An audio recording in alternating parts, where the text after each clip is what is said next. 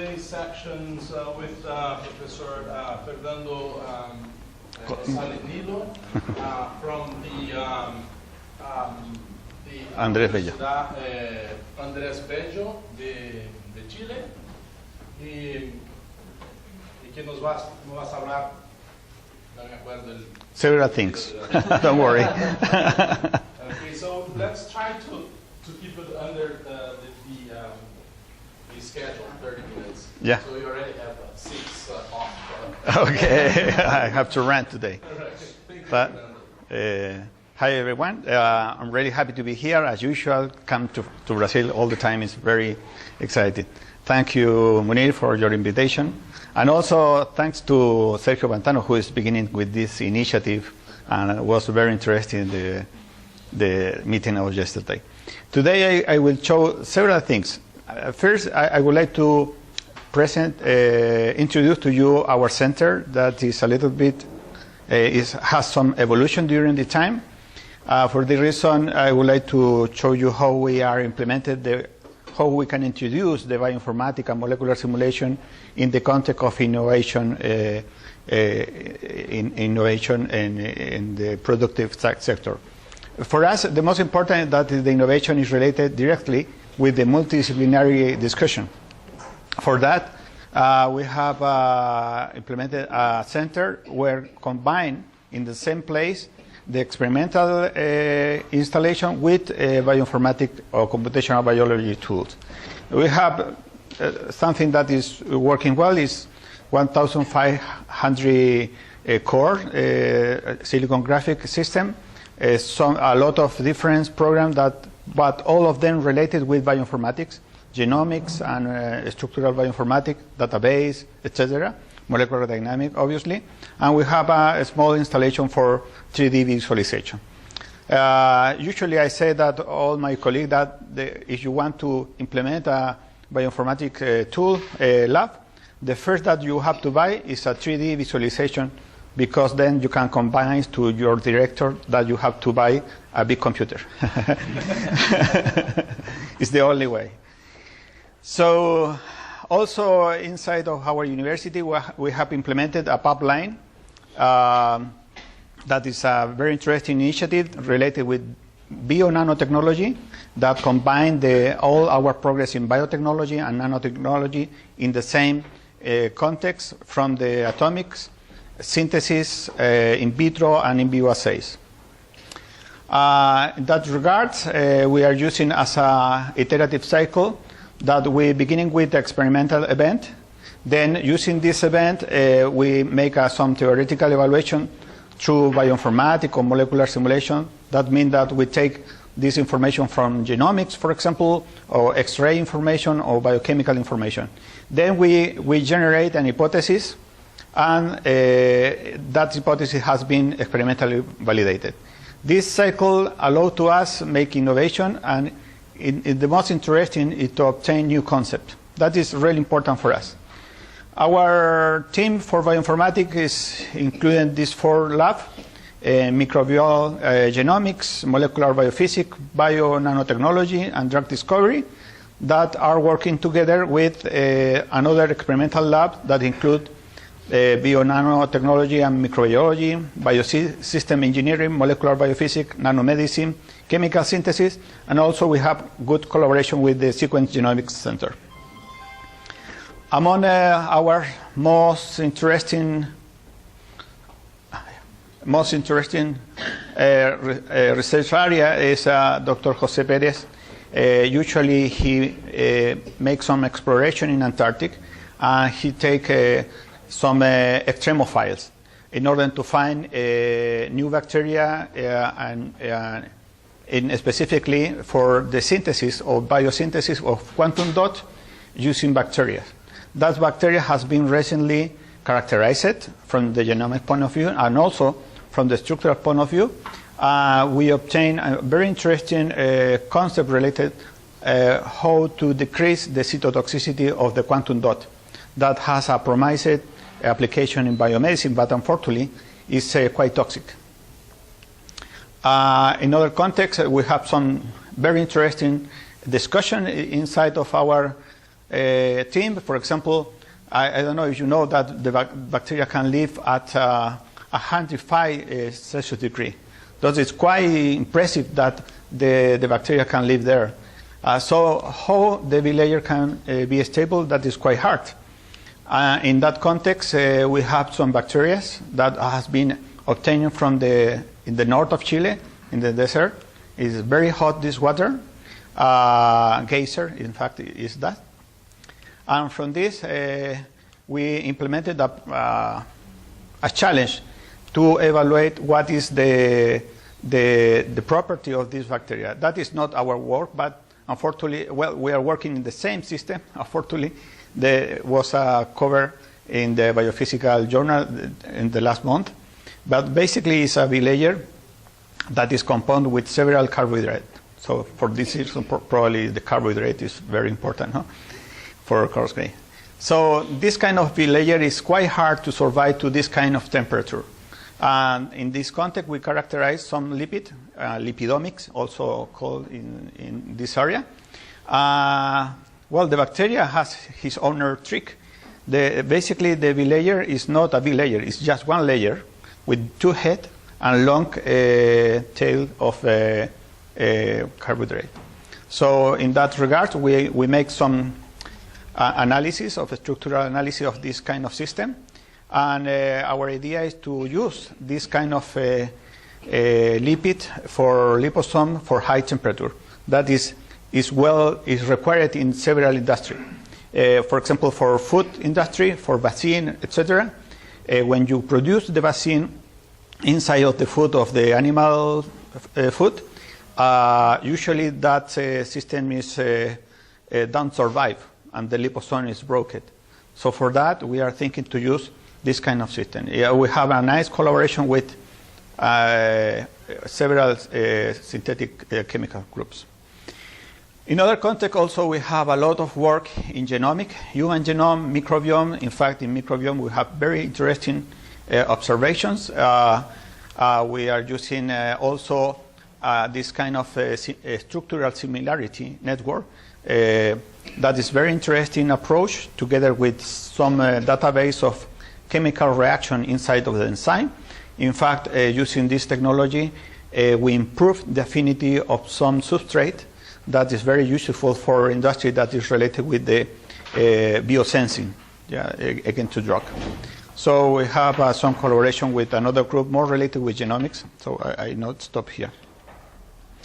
So in the context of this meeting, well, you know all this guy.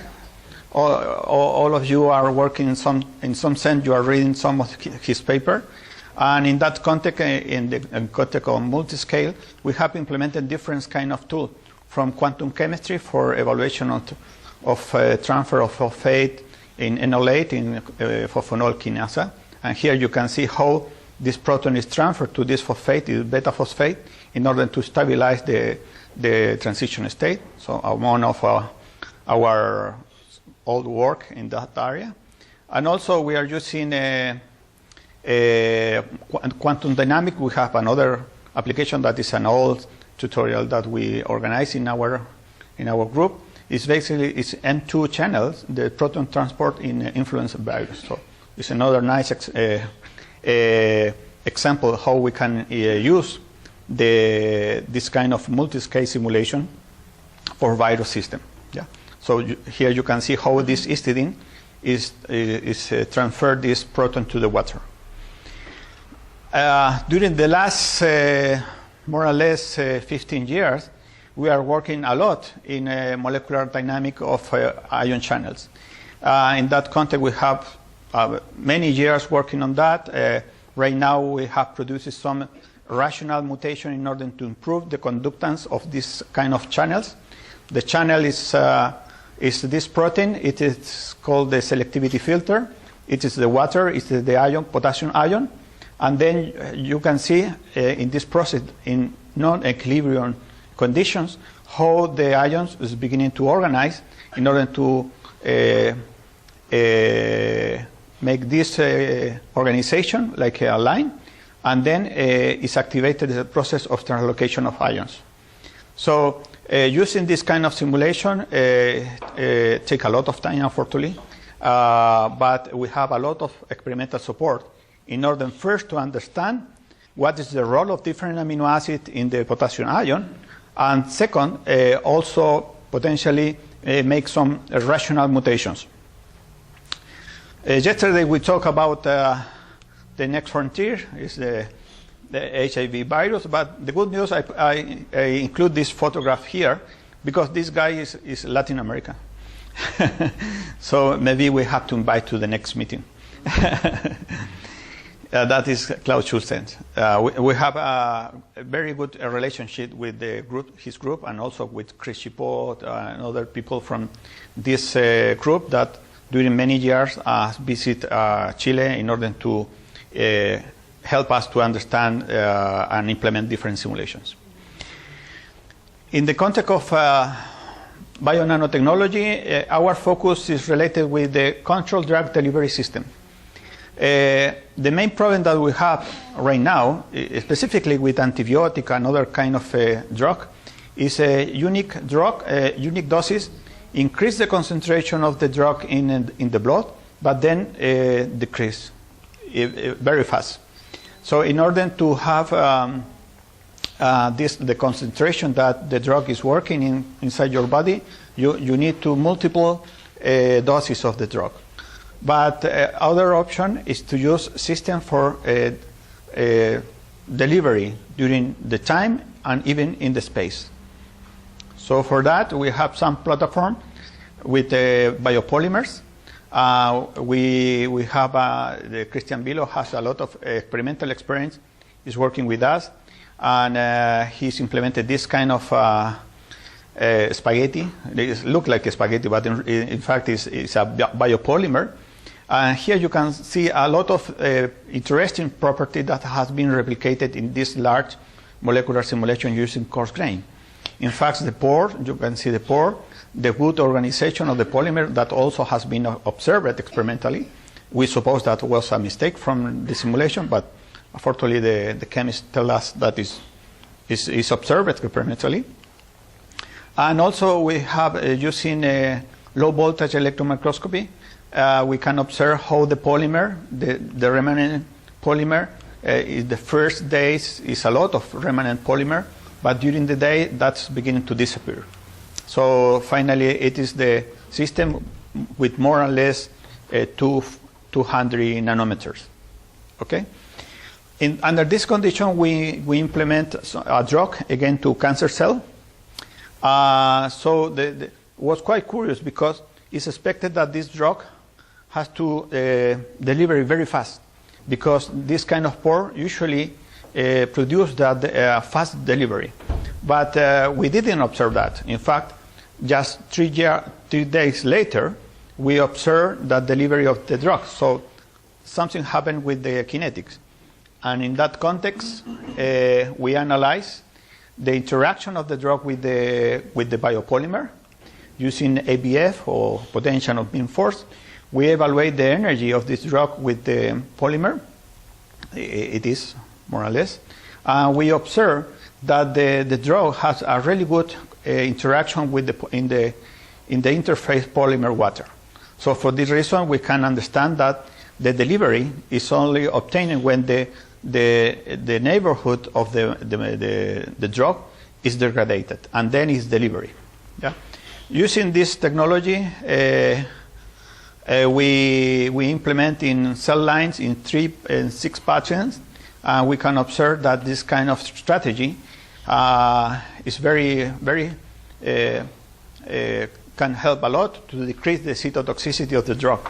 It is the drug, the cytotoxicity, that is quite high, and it is the system nanoparticle and drug, so decrease a lot. It depends on the patient. All of them are different, and it is only the nanoparticle alone. That article has been well cited. So this technology, taking this concept, with another interdisciplinary discussion, appear another application that could be interesting for all of you. That for this reason, I usually make some parentheses.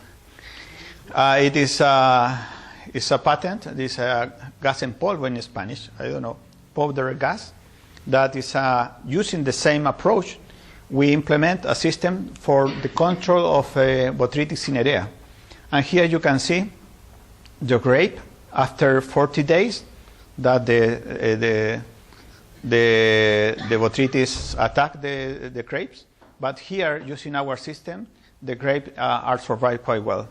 Also, using another approach, we obtain very interesting result where we can control the ripening of the fruit. In that case, it is the control of avocado.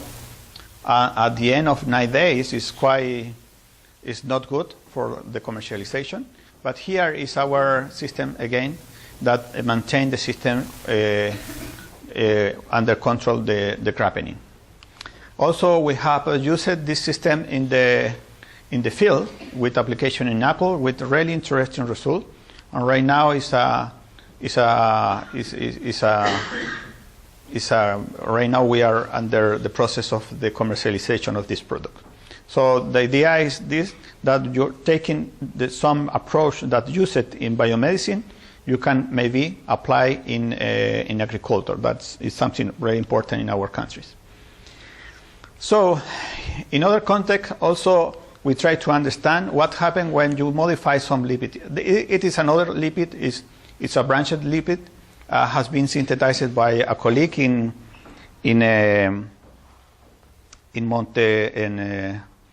Mexico. He makes some branched region in the head, but he is expecting to form a liposome. But when we observe in the electron microscopy, we saw just some dots, very homogeneous dots. But in order to understand what happened with this system, we use different conditions to organize to synthesize the liposome. But in all the case, finally, we observe just some dots. So when finally Valeria Marquez, who is here, take this work, she make the parameterization of coarse grain, the system, and for when we ensemble all this system in periodic boundary condition, a big system, we observe that also the liposome, this lipid modified, is organized like a ball. The reason is because the lateral interaction is not so strong. So for this reason, it's not generating a bilayer. It's collapsed between them. That is quite interesting because some hydrophobic material is exposed to the solvent.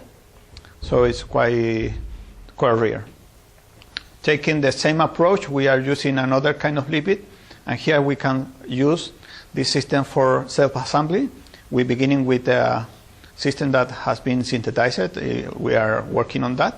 But here in yellow, you can see how this is the hydrophobic part, and the surface of this system, as you can see, in the surface you can modify, and then you can modulate the interaction with different systems. In this kind of material, another platform or other system that we are using is the dendrimer. We have many years working with that. We create some database, and in the last year we have this nice paper. I suggest to take a look. It's a bioinformatic approach for rational design of dendrimer for germ carrier. It is the dendrimer, it's the DNA. The idea is to create a nanoparticle with properties that are quite close to the protein. And for that, in this study, we evaluate all the residues that interact with DNA in the protein data bank. Taking this information, we modify this dendrimer, and Valeria make different combination of residues. It is in this case is one of the prototype that we are using, in order to modulate the interaction between the dendrimer and the DNA. That has to be very well modulated, because if the interaction is too strong, the delivery of the DNA inside of the cell is not produced. So exist several biological parameters to do that. It is just as a reference, exist several transfection reagents in the market. For example, here we are inserting inside of the cell a plasmid that produce a green fluorescent protein. For this reason, you can see some green spot in the fluorescent. It's a lot of cells here. The cost of this transfection reagent is over $7,000, and it is the most popular lipofectamine. Maybe some of you know about that. Here you can see the efficiency of this system is quite good. So the design was done many years ago. Finally, we have the support of some scientific chemical synthesis group in order to synthesize our idea. And it is the first prototype that you can see with a lot of imagination that is quite close to this one. No? We have tried to convince all during a couple of years until finally we consider another approach and we obtain this one that is much better even than the lipofectamine. Here we have a very interesting design. Also, we obtain a better rate of transfections, even more than lipofectamine, that, as I was done in Chile, and finally has been replicated and validated in Germany, in Fraunhofer Institute. So we are very excited with this result, and how also is a nice history how you can use molecular simulation in order to produce a reagent in a rational way. That has been the PhD thesis of Valeria, who is here, just in case. Usually it's quite silent. But even more, usually when you have this kind of result, many people try to find something wrong, right? Happens in all our country. So what about the cost? So probably our cost will be really high. We never produce this kind of reagent. Our country is only good to export copper and fruit. No? So here is the price of the kit that you can find in several companies. Is from 6,000 until 600 or 700 lipofectamine. In our system made in Chile is less than the 1% of any of this system. Even more is $0.35 for one kit done in my lab. So it's, I think that is a motivation for my team and also maybe all of you that we can do several important things in Latin America and in our countries. So just to end, another nice subject for us is the ion channel, as I told you before. One of the channels that we are working is the TRP1. Well, several of these TRP. In fact, we are beginning to work with TRPA1, TRPM8. All of these channels are related with the sensing of temperature. That means that when you put your hand in something hot, this channel, for some reason that nobody knows, this channel is open, produce the translocation of ion, polarize the membrane of the neurons, and then send the signal to your brain and say, take off your hand from this area. So we have channels for high temperature and also for low temperature. But it's very nice to, well, this kind of channel is has a very interesting structure, and how they can be stimulated, even can be open with toxins, curiously, can be open with molecular organic molecules, and temperature and pH. But in this case, specifically the TRPV1, is also activated with the capsaicin. That is, here it is. Yeah, the capsaicin open this channel, and when open, send the signal to your brain that you have a lot of high temperature in your mouth. For this reason, you feel so hot. Just for your curiosity, I mean, the capsaicin is quite hydrophobic. So to understand how this is introduced in the pocket side of the protein is quite interesting, and also is related with the pain. Just if you have some accident with the kit, the capsaicin is quite hydrophobic, so if the kid feel with chili in the mouth, you can use something like olive oil or something like that. Okay, and if you want has a nice olive oil with chile, you put the chile inside, and then the capsaicin go out. So on the other hand, the TRPM8 that is related with the cold, that still nobody knows how this channel is activated with the cold, but also is activated with the mint. So this kind of channel is very interesting to study in the context of the flavors, but also how you can send the flavors, the temperature, and also the pain. Specifically, TPV1 is related with the broken, the pain when the bone is broken. In that context, we're working on that, but we have to consider that the protein structure of ion channels is a big challenge. It's a really big challenge for us. Recently, it has been accepted in PNS. A long work has been done by Romina. During the last 5 years, we are making molecular simulation with this channel.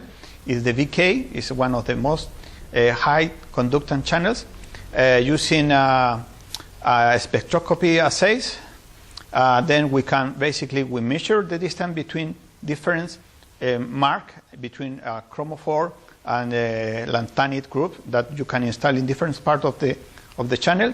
And finally, we observe what is the move, how the domain are moving in the channel. And finally, obtain a model. So obtain a model of ion channel is hard because the identity percentage is quite low, but the architecture is well maintained between the families. But, and today I pretended to visit to a colleague here in Campinas. We have under important revolution related with the cryo-electron microscopy. That technology has been improved a lot. Believe me, it's amazing the number of structural data with cryo-electron microscopy that appear in PDV. Is the resolution. I was in the Los Angeles in Biophysical Society. The present resolution until 1.3 angstrom. So they can, using electron microscopy, they can see the hole in the phenylalanine between them. So the revolution of this system has been done because the camera has been improved a lot. It's using astronomical camera.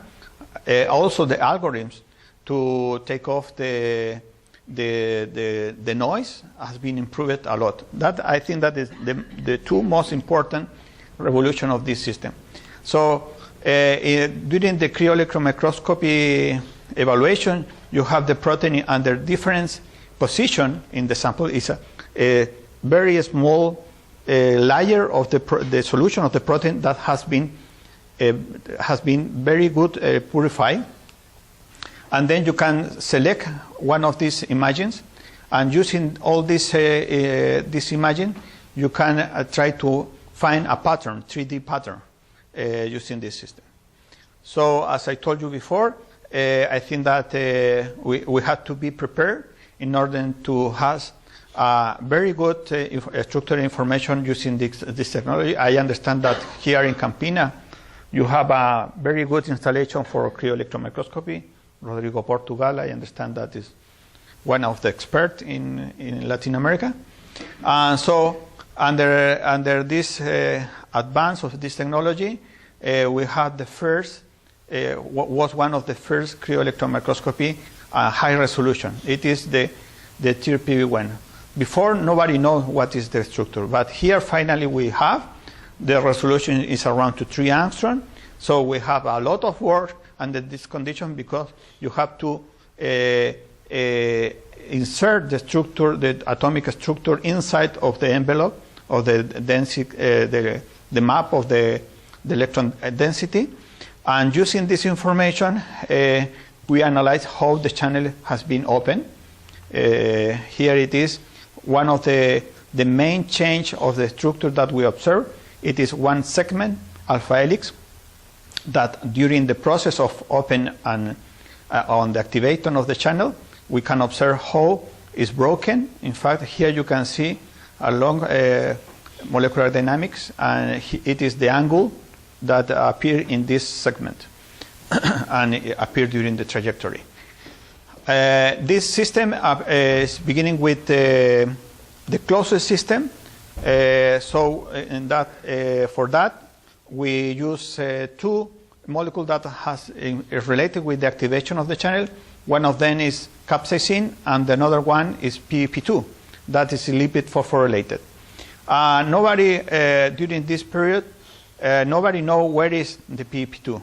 And for that, we make a lot of docking simulation and molecular dynamics, and finally we observe what are the amino acids around to the potential pocket binding of PEP2. And taking this information has been validated experimentally. It is basically the current, and it is the concentration of PEP2. And here you can see how all this mutation produce some impact in the binding of PEP2. Other mutation doesn't produce nothing because are far away from the binding pocket. This simulation is very nice. It is basically, that is capsaicin. The channel is closed. This region is a hydrophobic seal. It is the water ion crossing the membrane. But here the channel, in this moment, is closed. During this process, you can see the PP2 and capsaicin, and here you can see how the system is open. Yeah. So under this, using this information, then we can understand what is the mechanism, how, where is transferred the structural energy to this region. The moment we are using another technique, and several mutations are under evaluation. Also using this information and how it's related with the pain, the U.S. Army help us and support this project. Our idea is to integrate electrophysiology with supercomputing. Using our molecular simulation, we know quite well where is the active site of the capsaicin. We understand very well how what is the main interaction with the capsaicin, and then using a classical docking, massive docking using some database like Zinc, Fluorochem, another one, we characterize the pharmacophore and different potential activator of the channels. Also, we observe that it's very important to understand how this kind of molecule interact with the membrane, because it's a big competitor. I mean, it's very interesting to see that the conformation that adopt the molecule in the membrane is almost the same that when it's interacting with the membrane. So probably the entropy is another issue. So we from the, I don't know, I don't remember, almost a million of molecules that has been evaluated. We buy 5, and 2 of them, this one, has been is the first time that has been used in that. So it is the correlation between the delta G experimental versus the theoretical. So the correlation is quite good, and also using animal model, we observe that this molecule can affect. Our current challenge is to reconstitute this protein in liposome, as you can see here, and then measure using ITC. That is a nice tool in order to measure the free energy, entropy, and the entropy. So you can validate quite well your system. I know that is Romina, that is a thesis. Just to end, right now we are working in an idea that we try to integrate everything that we call TD5, that is basically the integration of target discovery, basically classical bioinformatics, drug discovery and drug delivery all together in the same context. Well, I would like to thank to all of you, and if somebody has some more specific question, I would be very happy to answer any question that you have. And also, all of you are very welcome to our team, that you have a very interesting team that more than 60 people that is working all together. Thank you very much.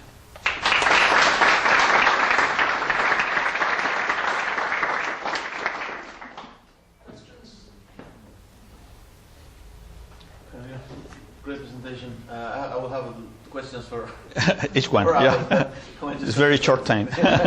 on a few ones about the systems that you use for transfection.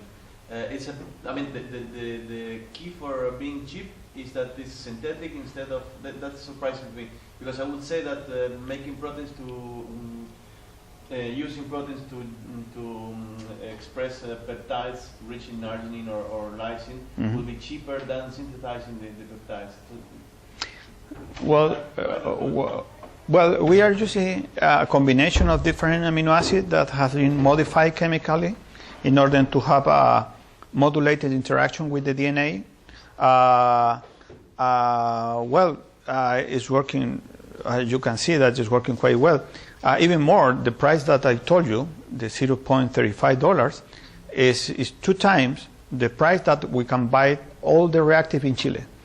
So I don't know if it's really cheaper. I think that the pharmaceutical company win a lot of money with this technology. Do you have limitations for the size of the plasmid that you can?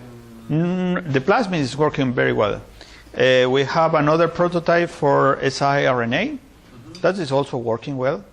And right now we are working with targeting, that the system is conjugated with a protein or antibody or something like that in order to release the drug in the specific site of the organism. Or, for example, just for cancer cell, not another cancer, not another kind of cells. Mm-hmm. Yes, Maurice? Oh. That was very nice. You showed a lot of success stories of using coarse grain simulation. Mm-hmm. And can you tell us a bit about what are the limitations that you encounter in using that? Well, Sergio is here, so I can't say nothing about the limitation. But from my point of view, the best this system for the self-assembly is working quite well, because many of the self-assembly process is related with the hydrophobic collapse. So in that context, you can see this kind of this kind of event, even with really good experimental validation. I showed to you a small molecule that makes something like a missile. The site is exactly like experimentally. Even more, we make the simulation first, and then another group in the Congress tell us that we are right, it's the same size. So in that context, it's working quite well. It's true that you can lose a lot of specific interaction. You can see hydrogen bond or some specific interaction. So in that context, it's possible to do an inverse simulation. I mean, you can use the coarse grain for the big sampling, yeah, very fast, a lot of microseconds, and then you can the most interesting configuration. You come back to full atom using the molecule as a cryo-EM surface. You understand me? And then you can integrate inside the molecule, and then you come back to atomic level. That is my experience. I suppose that the hydrophobic collapse is well characterized and well implemented in coarse grain, because Martini, for example, is beginning the force field more focused in membranes. No? So I suppose that we have more history in this kind of system. I don't know. Is right? Any further questions? If not, then let's thank Danilo again. Thank you.